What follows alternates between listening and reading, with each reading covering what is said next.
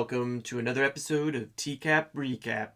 Now, before I jump into tonight's Predo, I just want to say thank you so much to all my new subscribers.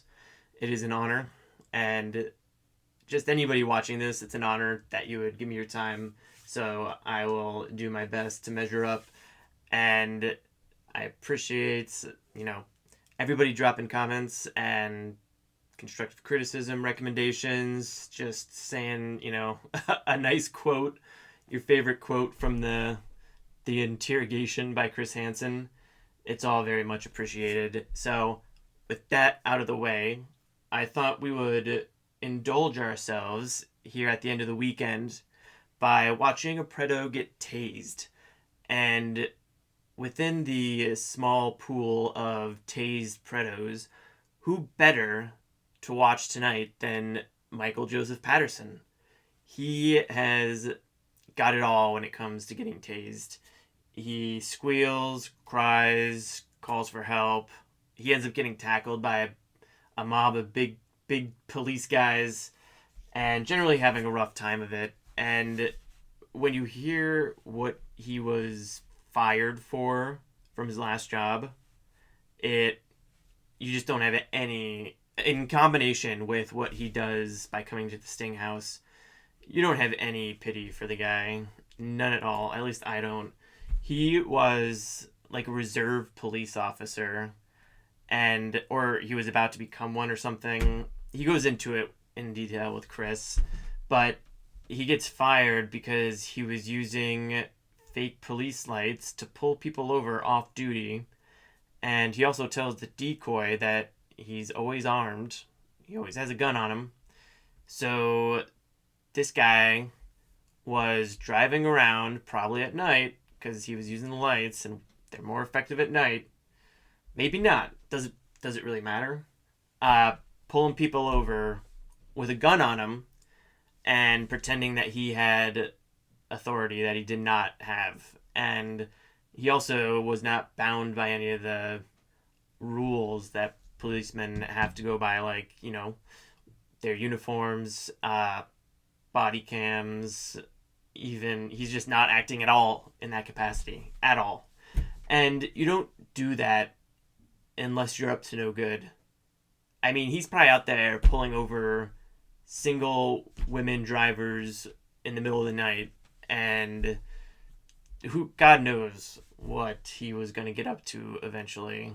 So it's a good thing that he got stopped in his tracks a little bit, and that meant he was already on the radar of the law enforcement. First on one side of it, and then on the other.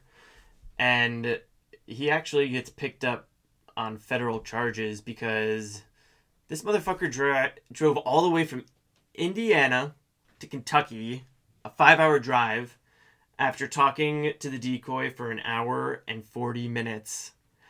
And you would think that the chat would be just like real horny and lusty and just like them stumbling over themselves to get at them. But no, he spends half the time saying that it's wrong and he's not going to do it because she's too young. And then he just decides, hey, fuck it, I am going to do it. Let's go. And he ends up being one of the lightning fast movers, I should say. The fast movers, they're usually there same day. But this guy is like courier service level fast mover. And also another aspect is that he has such a long drive, 5 hours. And most of the Predos, or at least a lot of them, are still nervous if they have to drive just an hour or two after talking for a couple days, because it's a big deal to do this. It's not something that you just kind of like stumble into by accident. And it's not something you do without an awareness that you're doing something wrong. Even if you don't think it's wrong, like so many of the Predos do. They don't think that it's wrong. They think as long as she's consenting, it's okay. Probably say things like age is just a number. Yeah. But he he expresses very, very specific and clear knowledge that what he's doing is wrong and illegal because he was training to be a police officer.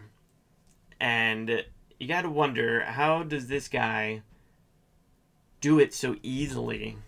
Just make that leap from being dead set against doing it, supposedly dead set against it, in reality, not set on it at all, to hopping in his truck or whatever and driving 5 hours across state lines to meet a girl that he thinks is 13.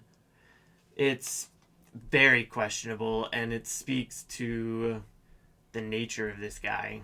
He's one of my hated predators because he's just sinister as fuck.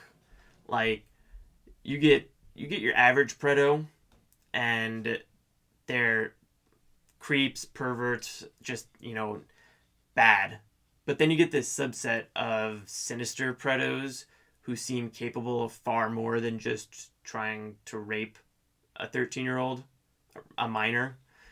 Like, this guy seems like he was capable of far more than that, and his record bears it out. So it's a good thing that he got put away for, let's see, he got 7 years at the federal level, 3 years, 10 months at the state level to run concurrent, and then 10 years probation. So he was 24 at the time of the sting, which he is honest about in the chat. So he's pretty young, and 7 years, he's going to come out, 24, 31 years old. So there goes the rest of his 20s if he serves all 7. He did do something very silly. He sued NBC in 2011 he wanted $40 million, and he wanted them to remove all content of him from everywhere, which it was too late. Too late, my friend. But obviously the suit was thrown out, didn't have any merit. He claimed that he got lured by NBC and they took advantage of his disposition because he was, quote unquote, heartbroken about his divorce and lonely. So he was still full of shit after 3 years after being sentenced, because he got sentenced in 2008. This guy, he needed more years. I think 15 plus would have served best, because there's a clear pattern that this guy is not well. He's like the guy, oh man, there's a viral guy. There's this guy. Man, my Chris Hansen impression still needs work. But he's the one that keeps getting arrested for impersonating a police officer down to the uniform. His segment went viral a little bit ago, but we're not focused on him. He should also be thrown away for 15 years. Him and this guy both. Who knows? Yeah. Let's get into this chat log. We got to get to the video to see him get tased. We can't waste too much time. He establishes very early that she's 13, and actually this chat log starts at October 20th, 2007, 7:39 p.m. So we'll check back in on the time at the end of the chat. And she tells him, 13 female Kentucky. He knows, and he says youngin', indicating that he knows she's too young for him, she's underage, and that he shouldn't be talking to her in any capacity. But she replies, I ain't a baby, and that's enough to keep the conversation rolling. So Michael clearly implicates himself multiple times in the very beginning. He says they don't want to get in trouble. You're too old to do anything. Or, sorry, I'm too old to do anything with you. You are too young. You are too young. He keeps saying it. And then between 7:55, he says, you are young. And 7:57, he says, any pics. So he's over that first hump. He throttles back, though. He says, only if you were 5 years older. So he's dancing on thin ice, and he knows it. He knows he could get in serious trouble for this. So he keeps saying, I can't talk to you. And then here's another one of those shifts. At 8:07, he says, I can't talk to you. And then at 8:08, he says, you wouldn't know what to do with me. So another hurdle has been jumped. First, he broke the visual barrier when he asked for the pic, and then he saw her. That was enough to get him to the next one, where he starts talking about physical sexual relations between the two of them, which this is because he's indicating a lack of something that has to do with sexual activity with him. And he makes it worse for himself. He says that. She says, am I supposed to know what to do with old men? He says, only with me. Really? Yes. And from there, goes on again to throttle back. Says, you can't do what I want. And have fun trying to talk on here. So, seems like at 8:19 p.m., he is ending it, saying, have fun trying to talk on here. Being sarcastic, maybe. And you gotta wonder, what's this idiot trying to do? Because he says that she's too young, but he keeps replying. Every single time she says something, he has the choice to just end it, and he doesn't. There's multiple parts where she just says, 5 messages in a row, and he always comes back and replies to her. And it's not like he's coming back to them hours later. He's coming back to them quick, because all of this happened in under 2 hours. So he goes from, have fun trying to talk on here at 8:19, but at 8:29, 10 minutes later, he's given her his phone number. And at 8:49, so 20 minutes later, he says, you want to go out tonight? There you have it. He is now making plans to meet the decoy. So he is crashing through the barriers at this point. He made basically the final dive when he started talking about sex with her and how she wouldn't know what to do with him. But there's still barriers underneath that where he could have broken it off. I don't know if he still would have gotten arrested for saying lewd things to a minor, but he wouldn't have been in as much trouble, that's for sure, if he just would have stopped. Who knows? Road's not taken, Mr. Patterson. And here he gets into the sex stuff explicitly. He asks her, you ever did anything with the guy? She mentions having a prior boyfriend, like many of the decoys do. He asks, did you suck him? Why you want to know that? I just do. Would you do it to me? I have a big ... LOL. So now he's advanced to telling the decoy that he has a big dick. He doesn't want to say it outright. He says, my ... ICK at first. And the decoy mocks him until he finally says dick. And then he gets on to logistics, figures out that it's a 5-hour drive, and says, damn. And the decoy asks him, what else you gonna do? And that's it. He's down to go. He's down to drive across those state lines. Excuse me.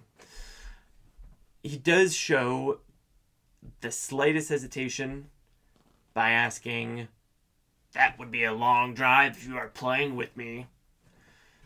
But that doesn't last long at all. So let's get on to the video. The most exciting part. All right, here we are. First thing, just a shout out to Stacy Babst for posting the video. I will include a link in the description. Stacy actually has a ton of awesome TCAP videos, so good place to check out their channel. Let's just get right into it.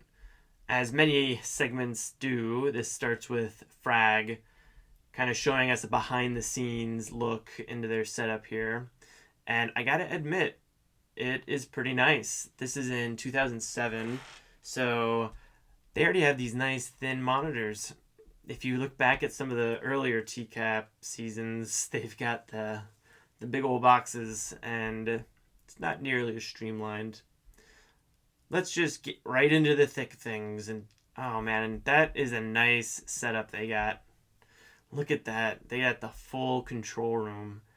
And they probably have like policemen and whoever lining the back of the room as well, chilling or waiting to come out and arrest them, what have you. So all these people are back here, and on the other side of these walls,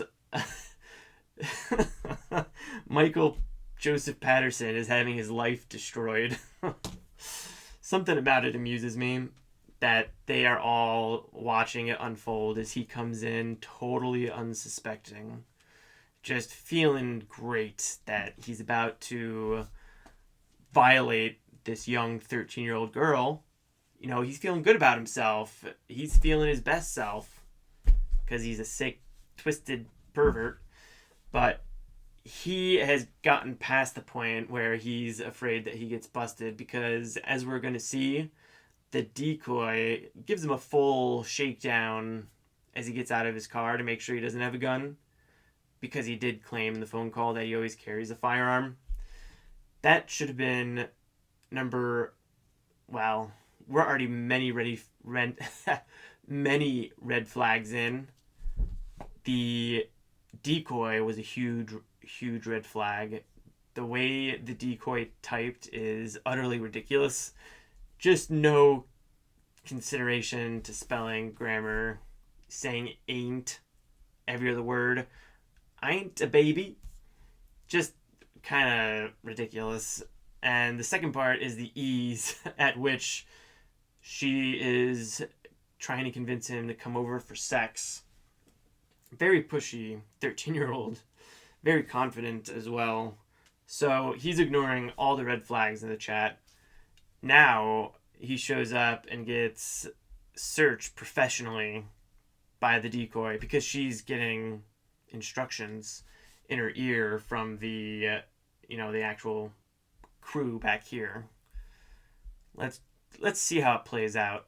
On Saturday night, a perverted justice decoy starts chatting online with a man from Indiana, 5.5 hours away from our undercover house in Bowling Green, Kentucky. Wow. You know, you hear 5 hours away, but you don't really appreciate it until you see it laid out on a map like this. This is a ridiculous distance to be driving for such a questionable meetup.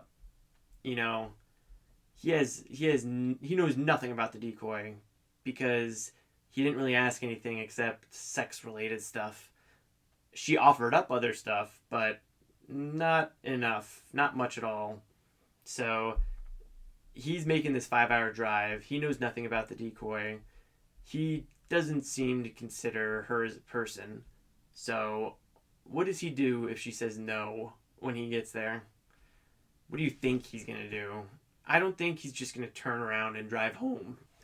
Excuse me.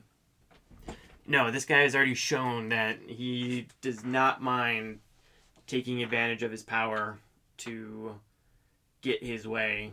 So, again, sinister as fuck. I figured, oh, there's no way this guy's going to come.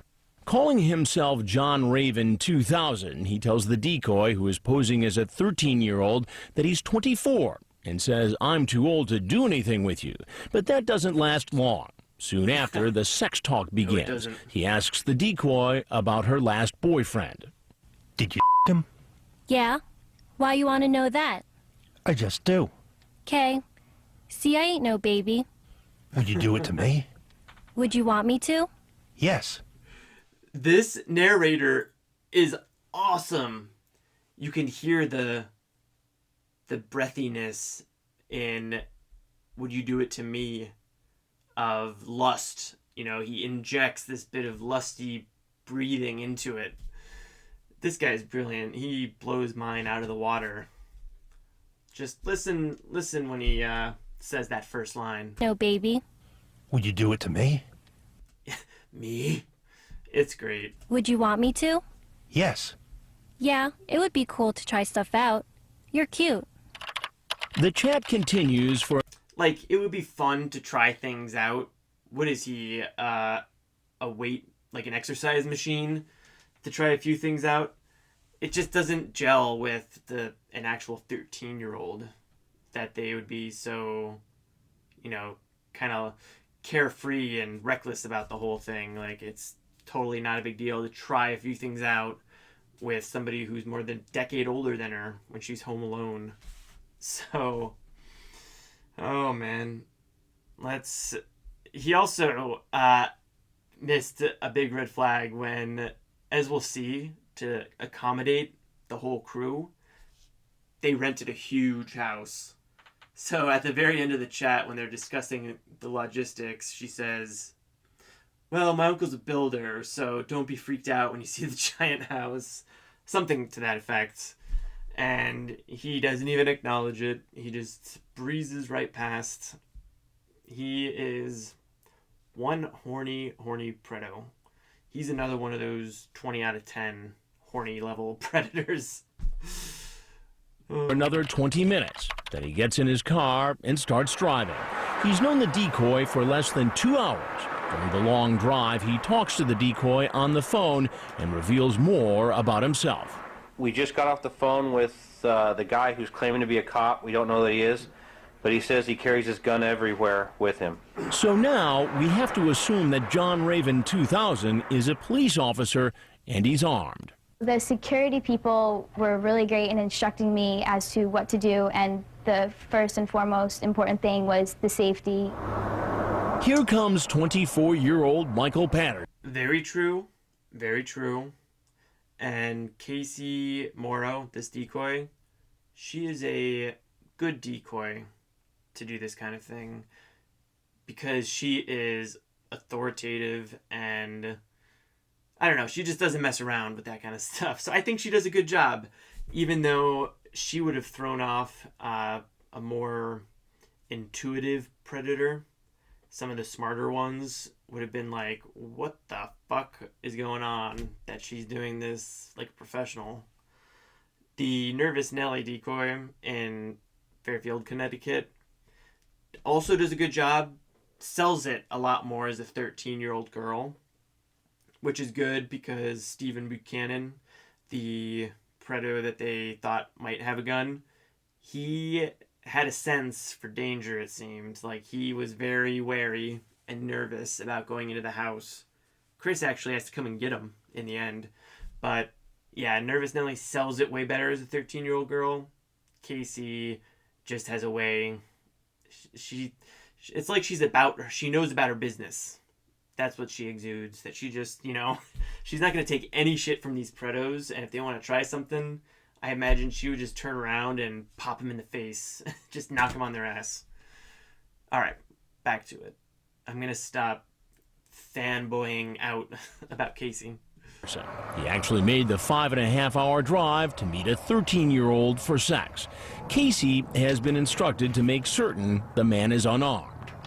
Before we jump in, just to what Chris said, that he's meeting her for sex in less than 2 hours, or having known her for less than 2 hours, that really sinks his lawsuit when he tries to claim that he was lured in, because, yeah, he did say you're too young for a lot of the first half, but in the end, he was one of the fastest movers. So those two don't square up, Mikey boy.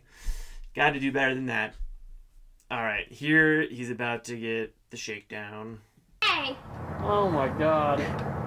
you didn't really bring your gun with you, did you? Because that kind of freaks me out. No. Well, you said you always carry it with you. It's in my car. I don't believe you. Seriously, look. Lift up your shirt. Turn around. Lift up your pants. You're killing me. See, he's laughing because he knows that she's acting like a cop and giving him instructions like a cop. But he doesn't seem to connect the two. You know, authoritative 13-year-old dressing me down like police. Sting, Michael Patterson. He doesn't make the connections between those different things to maybe be wary, be a little less carefree as he comes in here to rape a 13-year-old girl. The signs point to him being really comfortable with this, alarmingly comfortable. So he's one to watch out for. Pull your pockets inside out. Come on.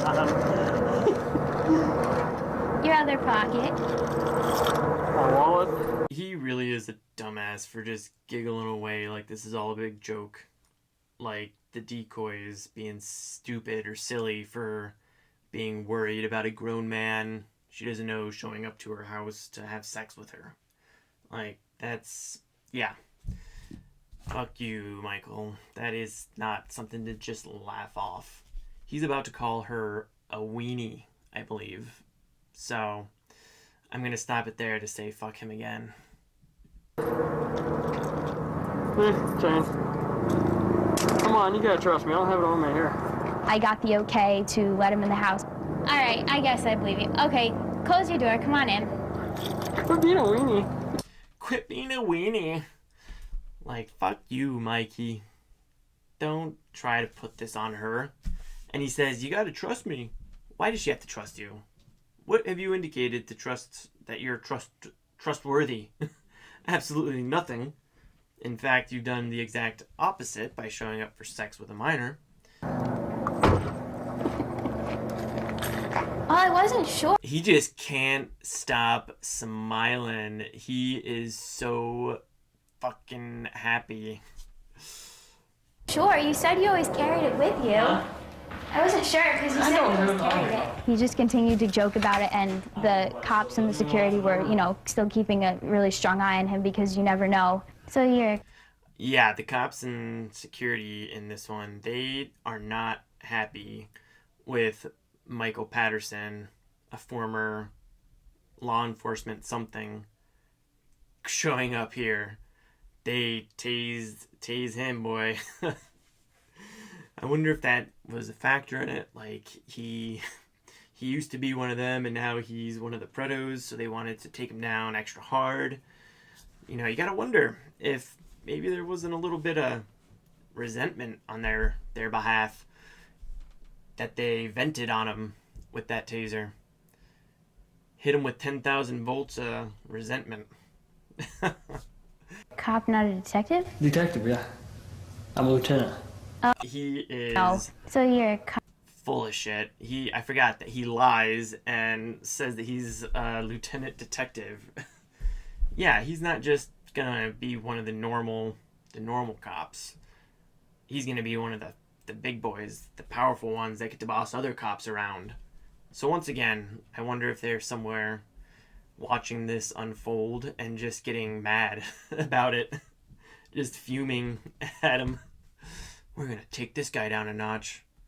He's gonna pull this shit. Get him, boys. Cop, not a detective? Detective, yeah. I'm a lieutenant. Oh, okay. Gotcha. So you're excited. Yeah, I'm pretty excited. Are you excited? Look at that face. That is the face of a lioness that's about to watch a gazelle get taken down. And she's gonna get to feast on its remains. She doesn't even have to do the hard work of grilling them. She just gets to sit back and enjoy, because her part in this dance between Preto and, you know, Justice is almost at an end. It's great though. He wants her to be excited as him. He can't take that smile off his face. He's fucking thrilled. He wants to see her be thrilled. She is not that thrilled. She's saying, yeah, I'm pretty excited, but none of her body language is indicating that she's excited at all. He's leaning forward, rubbing his hands together. Yeah, he's just, he's all horned up. He wants to get to business. She's sitting here, showing a leg in front of him.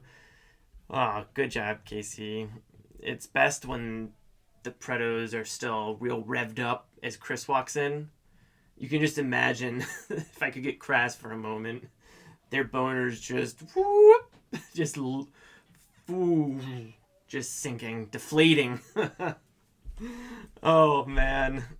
That's disgusting, but also pretty fucking funny, in my opinion. Let's go. So you're a cop, not a detective? Detective, yeah. I'm a lieutenant. I wanted to see her give him this line just one more time. Oh, okay. Gotcha. So you're excited? Yeah, I'm pretty excited. Are you excited? Yeah. So, what do you want to do? Where's your room at? Let's go through the house. Look at it. This is a huge house. Yeah, it is pretty big. It's nice, though. God. My hair's a mess. Red flags up the wazoo for Michael here. As I've said before for the Bowling Green Sting House, this is a weird fucking setup for a giant living room. 2 chairs facing each other this close. What does he think goes on here exactly with their family when their family's in the house? Because it's just her and her mom, I think she says, because she says her mom is away in, like, Nashville or something, and she has the place to herself. So he saw this enormous house that could easily fit multiple families, multiple big families, really. And he just is like, oh yeah, it's totally normal. Single mom and her daughter live here. Totally normal. And then he comes inside and he sees these 2 chairs sitting facing each other. And he thinks, totally normal. Mother and daughter sit here staring into each other's eyes. Totally normal. Yeah, he's... Not only is he a dumbass, but his subconscious that is probably making these kind of determinations for him. Like, your brain can just... You might not think it to yourself, but you'll see something and just kind of intuit why it's like that. You can intuit why things are the way they are and what goes on there by the way they're set up.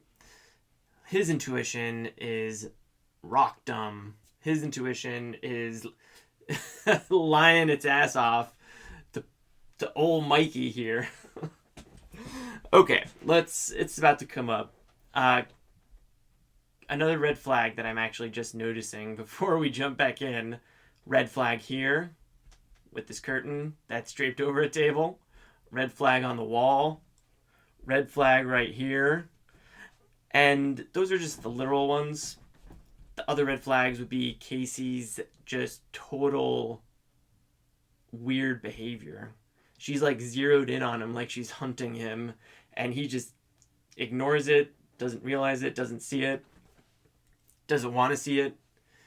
Either way, he's about to get some well-deserved comeuppance. So, Lieutenant.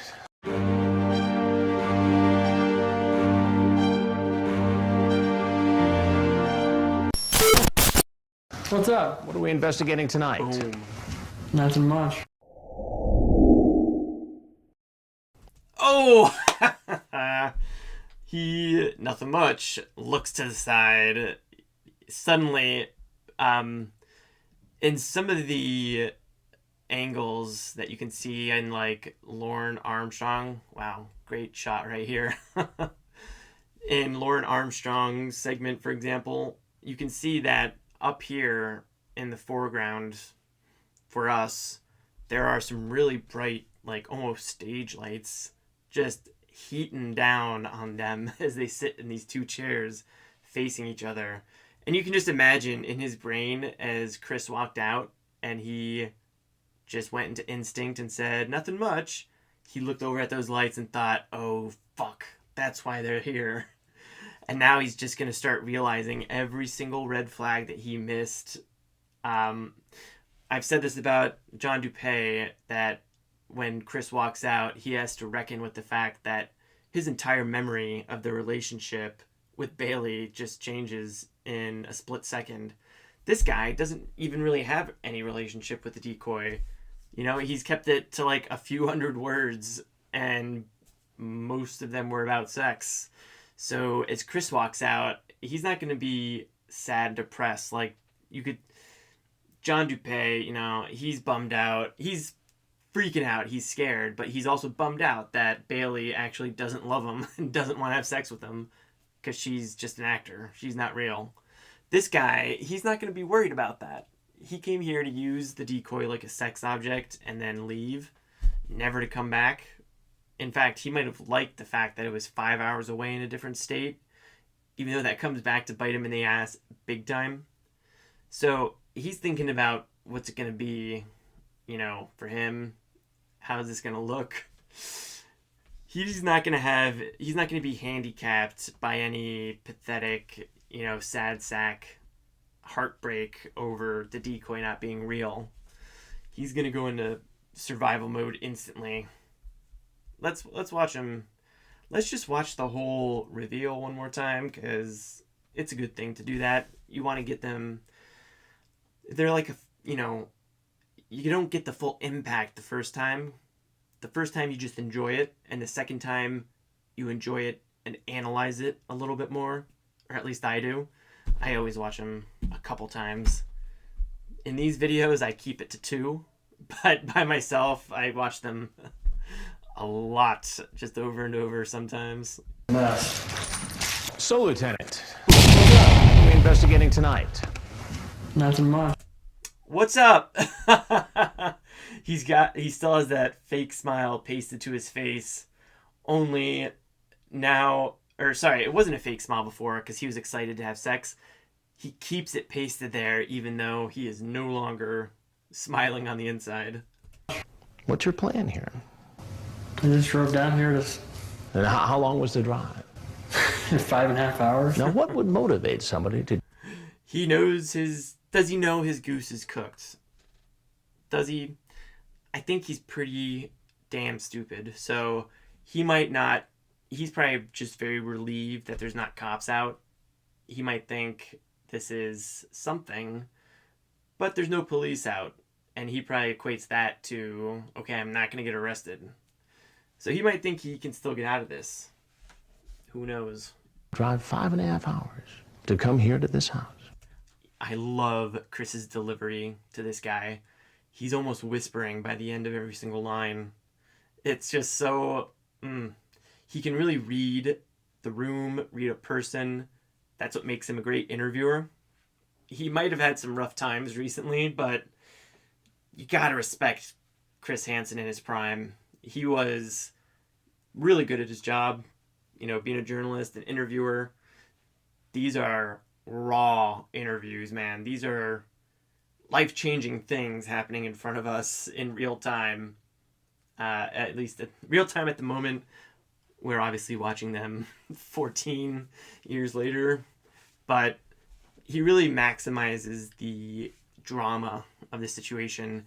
And he knows that this guy is probably going to be stubborn and bullheaded and possibly more aggressive given his history, and less likely to, you know, break down into tears and turn into jelly in front of him. So he's taking more of a...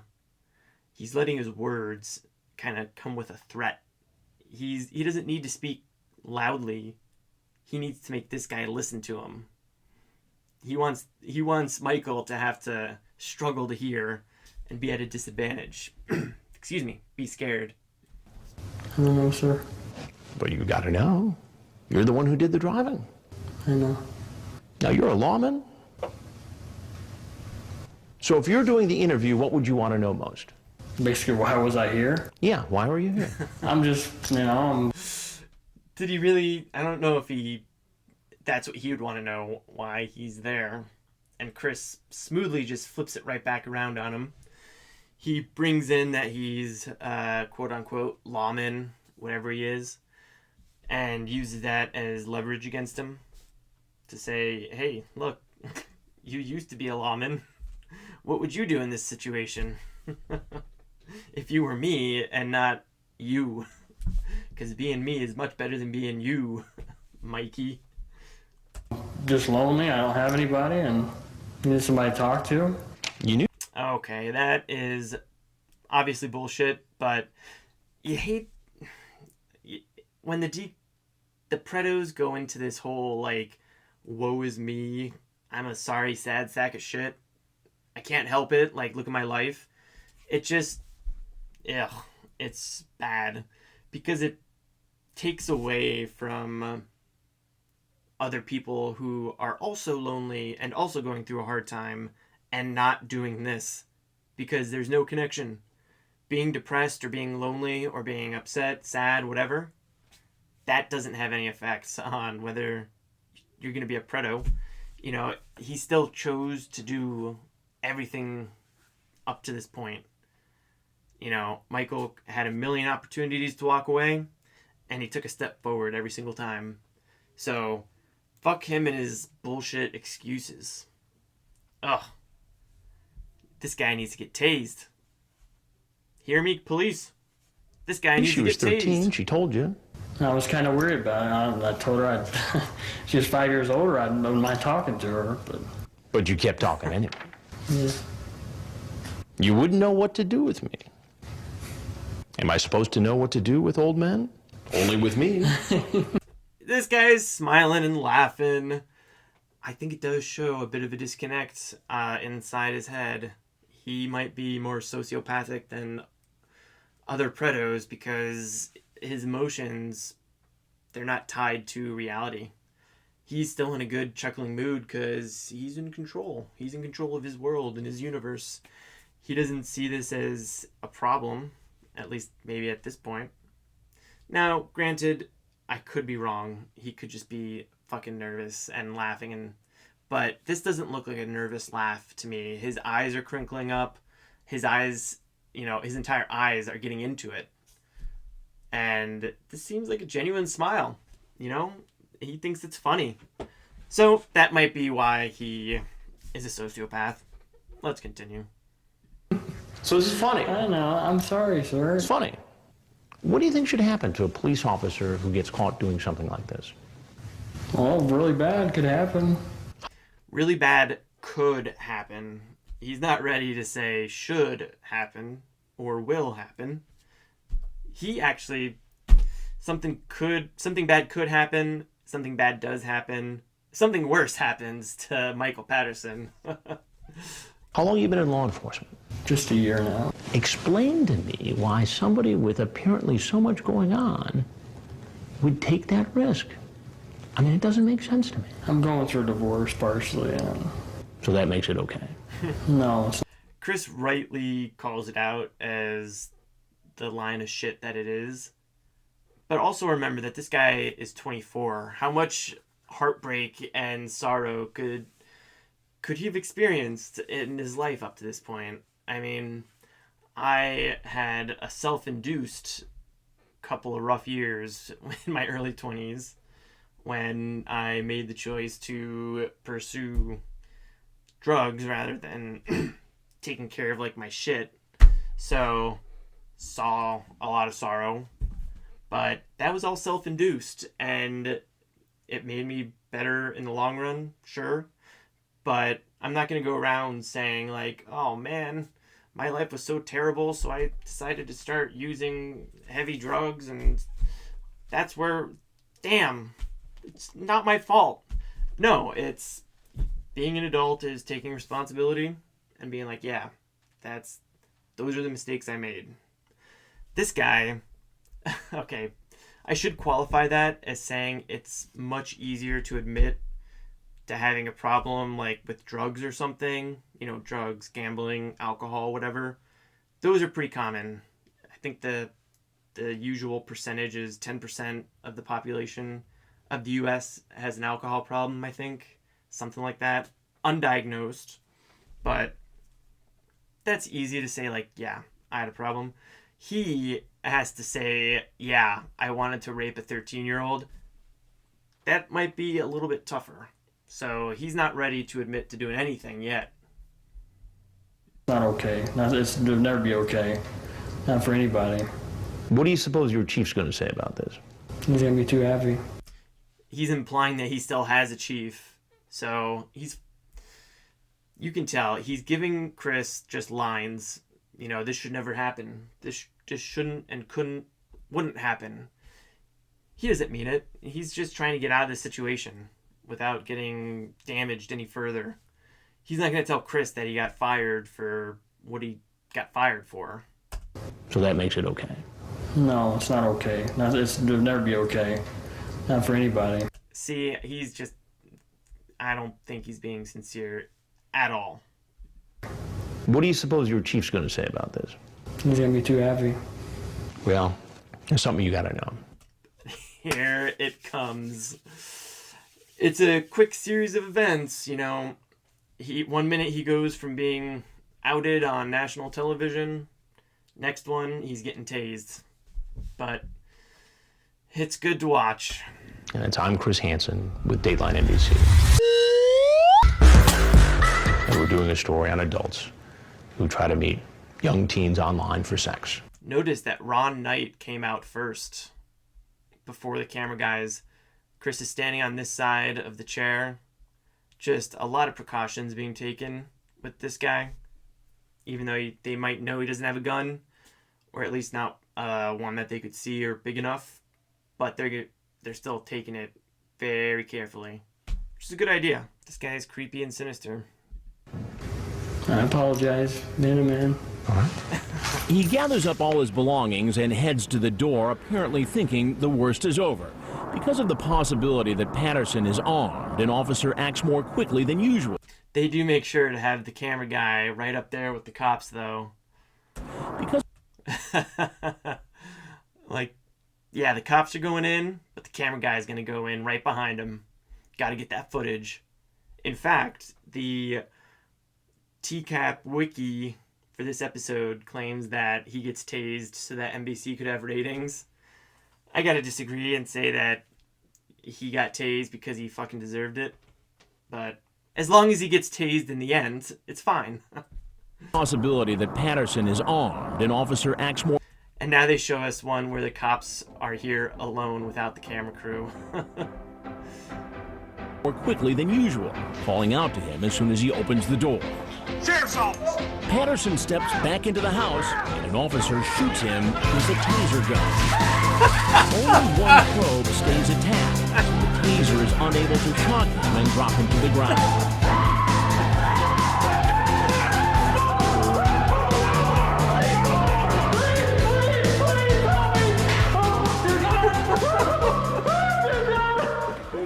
Okay. Maybe they were a little quick on the draw. He didn't seem to be really stepping back into the house all that much, but he certainly wasn't cooperating. He should have stepped out, like they said, right away. I think he's in his head. Number one, he's surprised because he thought he was out of there. He was like, yes, only going to be on TV. I can get a haircut. But now that he's meeting the cops face to face, he's thinking, oh, I'm one of them. They're gonna take me in easy because I'm a cop. I just gotta let them know, hey guys, I used to be a police officer too. They're gonna see him as a stain on the uniform. Oh man, we gotta keep going. I would like to watch that again, but this video is getting a little too long, so let's just get through the rest. Patterson is cuffed. He's brought outside and taken away to the local police station. When officers search his car, they find a loaded gun. One in the chamber. A spare round of ammunition.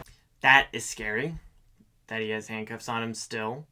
What use does this man have for handcuffs since he's been fired? Nothing good, I can tell you that. And handcuffs. Later, he agrees to waive his rights and answer questions. Ah, what a dumbass. Waives his rights. He should know better than the average person that this is a bad idea. because he used to be law enforcement. Glad he does it, though. Good for him. Good, bad for him. Good for us. I'd like to discuss with you why you're here. Now we hear the truth about He's probably so arrogant and cocky that he thinks he can just talk his way out of it still thinks that he can manipulate his way out. the man claiming to be a detective. He tells the agent that he was only on the police force for a few months as a trainee before he was thrown off. It was a traffic violation. I violated their SOP, their standard operating procedure. He was out of his jurisdiction in his personal car using police lights. So out of his own personal jurisdiction, too, where he wouldn't be recognized by other cops. Some blue-red lights, and I put them in my car. It was thrown out of court, so they dismissed me for that, but it was thrown out. How long ago was that? Just like a month ago. But according to the local prosecutor, the case wasn't dismissed. He still faces the charge of impersonating a police officer. Oh, thank God. Woo! All my doubts were for naught.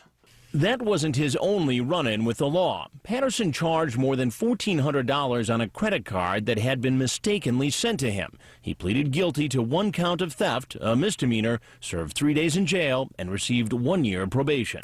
What a dumbass. That's his overarching narrative for his episode.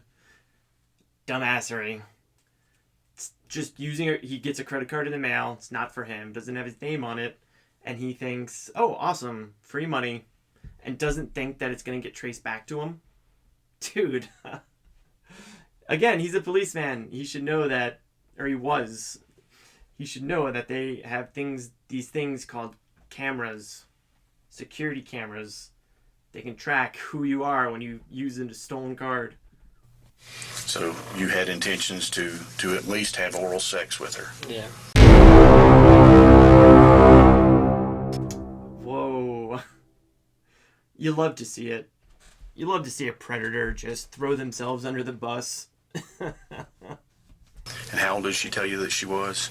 She said going on 14. Weaselly way of saying it. Very weaselly. I knew I screwed up talking to Going on 14 means she's 13. Mikey. a girl that age. I knew. I'm not stupid. I'm not no creep, but... He clearly is both of those things. He is stupid and he is a creep. Well, anyway, that is Michael Joseph Patterson, the tased Predo. I really like this segment because it has a lot of awesome stuff, like him being tased and him deserving to be basically tackled and tased by the police, even though he was not really running away. So it's nice to just watch somebody get a justified comeuppance, and that's what happened to him. So that will be it for the end of this one. I hope everyone likes the new effects I'm trying out. I'm trying to make things a little bit shinier, a little bit more polished. So let me know what you think in the comments. And as always, I would love to hear your thoughts on the Predos. Let me know what you think. Have a good night /day, and I'll catch you on the flip side.